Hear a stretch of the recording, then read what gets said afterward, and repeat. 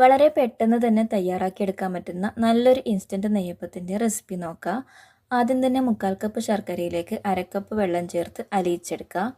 1 cup പച്ചരി 3 മണിക്കൂർ വെള്ളത്തിൽ കുതിർത്തതിന് ശേഷം കഴുകിയെടുത്ത് അതിലേക്ക് 1/2 കപ്പ് ചോറും 3-4 ഏലക്കായും 1/4 ടീസ്പൂൺ ഉപ്പും ചൂടാറിയ ശർക്കരപ്പാനിയും കൂടെ ചേർത്തിട്ട് നല്ലതുപോലെ അരച്ചെടുക്കുക.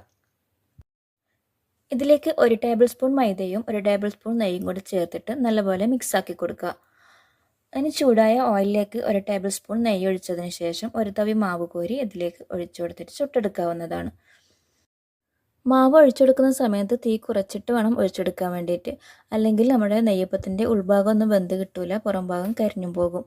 അപ്പോൾ അത് പ്രത്യേകം ശ്രദ്ധിക്കുക. ഓയിലിൻ്റെ കാര്യം അരി അരച്ചിട്ട് റെസ്റ്റ് ചെയ്യാനൊന്നും വെക്കേണ്ട ആവശ്യമില്ല, അപ്പോൾ തന്നെ ചുട്ടെടുക്കുക. ബേക്കിംഗ് സോഡയൊന്നും ചേർക്കാതെ തന്നെ എളുപ്പത്തിൽ തയ്യാറാക്കി എടുക്കാൻ പറ്റുന്ന നല്ലൊരു നെയ്യപ്പാണിത്. അപ്പോൾ എല്ലാവരും ട്രൈ ചെയ്ത് നോക്കുക. വീഡിയോ ഇഷ്ടമായാൽ സബ്സ്ക്രൈബ് ചെയ്യുക.